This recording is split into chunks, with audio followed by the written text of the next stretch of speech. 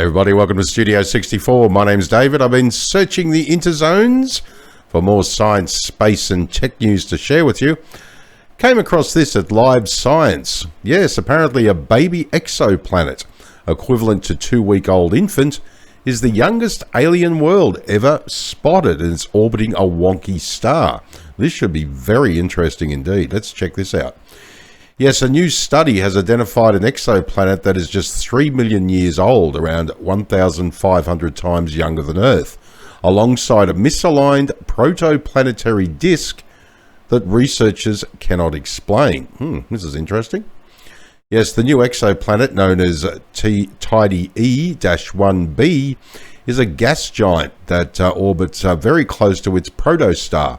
The pair is surrounded by a misaligned protoplanetary disk and a distant companion star. That's very interesting, isn't it? Nice image too. Very, very interesting indeed. Yes, a baby exoplanet recently spotted relatively near to Earth is the youngest alien world ever seen, a new study suggests. Researchers say the rare sighting is linked to a mysteriously wonky planetary disk around the exoplanet's host star. I'm finding this fascinating, all the new discoveries we're making in astronomy. I just think it's incredible. And I think that the more we discover, the more we realize that I believe that Earth is not unique. I believe that we will definitely find some other planets out there hosting life. I mean, these obviously may not, but you never know, because we're discovering more and the resilience of life and how tough it is. I mean, I've done videos on how we found life under the sea floor. Literally, scientists cut up bits of the sea floor and found life there. And now, because we were always told that the planets have to be in the Goldilocks zone like Earth, not too hot, not too cold, not too far away from the sun, not too close to the sun. And now we're discovering, we've discovered things like bacteria being able to live near hydrothermic vents on the bottom of the ocean, where we first considered it was too warm. And so we said, well, you can't have life existing on, say, a moon of Uranus, for argument's sake, all right? Because it's too far from the sun. But then we've realized that there is the gravitational pull between the moons around Uranus, like, how our moon affects the tides on Earth and all that sort of stuff. They've realized the same tidal forces are working on the moons of, say, as I said, there's Uranus as an example, and it forms heat internally within that moon. So that heat is enough to keep a liquid ocean viable under the surface. Possible there could be life there. In the next few years, hopefully we might find out. So what I'm saying is that we're learning more and more and more about the different worlds, and we're not just writing them off anymore. So it's it's not being able to have life on them, which is really interesting, or underneath their surface. Yes, the newly discovered exoplanet, known as IRAS 04125 plus 2902b, or Tidy E-1b, God, call them Dave and Alvin or something. The star is Dave and the exoplanet is Alvin or Mary or something. Come up with a decent name. It's ridiculous. Is a lightweight gas giant with a diameter slightly smaller than Jupiter's, but around 0.4 times the mass of the solar system's largest planet. It orbits a protostar, a baby star still growing to its final size, located in the Taurus molecular cloud, around 520 light years from Earth, and completes one rotation around the protostar every 8.8 days. And as usual, I'll leave a link to the main article below the video, so just pop in, check out these embedded links, go for a bit of a deeper dive if you want beyond the main article. It does make for a very interesting read. I also did a video recently on wormholes, and how we've discovered that they could possibly be links to other parts of the galaxy. So you look at places like this that are 520 light years from Earth. We could never hope to reach them with our current technology. Perhaps we could use these wormholes as gateways to other parts long distances away, in our universe. It would be absolutely amazing. Check that video out. It's quite fascinating to me. Now, based on the age of the protostar, which currently has a mass of around 70% that of our sun, Tidy E1b can only be up to 3 million years old, around 1,500 times younger than the Earth. If you were to compare the exoplanet's current age to a human lifespan, it will be a 2-week-old baby, researchers wrote in a statement. Now, researchers described the baby exoplanet in a new study published November 20 in the journal Nature.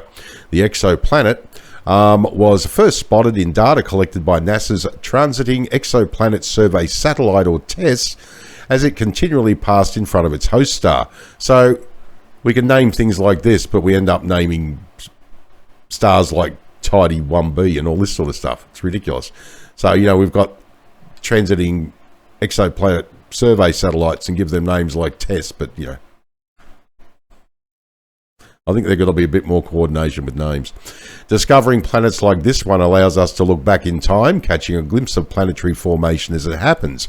Study lead author Madison Barber, a graduate student at University of Carolina, UNC at Chapel Hill, said in the statement, it helps us explore our place in the universe, where we came from and where we might be going. Really interesting indeed. And we've got a little bit of a video here that'll give us a bit more background on this this new discovery, and we'll check it out, and then we'll carry on the conversation when we come out the other side.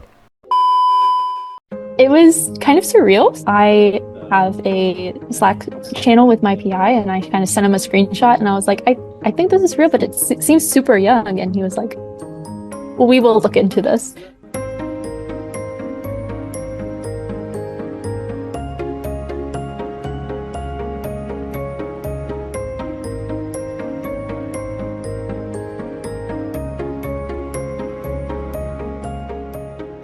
Transiting planet is like any other planet, kind of like any planet in our solar system, but what makes it a transiting planet is that it passes in between our line of sight and the star. So we look at the star over time and we look at how bright it is, and as that planet orbits the star and passes between our line of sight and the star, it blocks a little bit of the light, making a little dip in the light curve, and that is a transit. Part of my thesis project is working to discover these really young transiting systems in hopes of better understanding how planets evolve and really better understanding how our own Earth evolved and it formed. And this planet discovery popped out of that large-scale survey looking for these really young systems.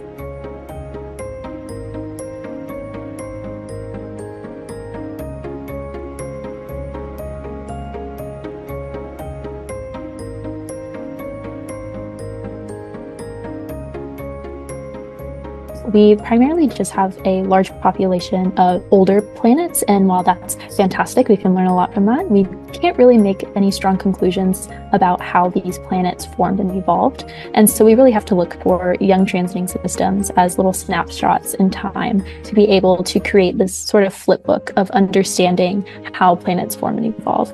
And because we don't have a ton of these young transiting systems that we know of, it's really important that we look for more so that we can have a better picture of what that formation and evolution looks like, so we can better understand how our own home formed and evolved. Well, that was really interesting, wasn't it? I love, you know, getting a little bit of a visual backgrounding on these new discoveries. It's quite fascinating. What's this one here? Baby exoplanets are normally hidden from us by the swirling protoplanetary disks surrounding protostars. There we go. Beautiful image. Fascinating. Yes, so exoplanets are normally only visible when they are more than 10 million years old, because until then they are obscured from sight by protoplanetary disks, the swirling rings of dust, gas and other planetary building blocks in which exoplanets form. But even then, only around a dozen exoplanets have been found that are less than 40 million years old. It's interesting. Yeah, as I say, I'm not a scientist myself. I just love all science, space and tech news and love sharing it with people. But as I say, if there are any scientists out there, please feel free to comment, because we'd love to hear from you. It'd be absolutely fantastic. All right, well, my name is David. Thanks for joining me for another Studio 64 Science, Space and Tech News update. I shall see you in the next one. If you enjoyed this video, please like, share, subscribe. I'd greatly appreciate it. If you're up for it, drop a comment down below the video, because I'd love to hear what you think. All right, take care, and as I always say, if you can't be good at it. And as I also always say, a most fascinating thing happened.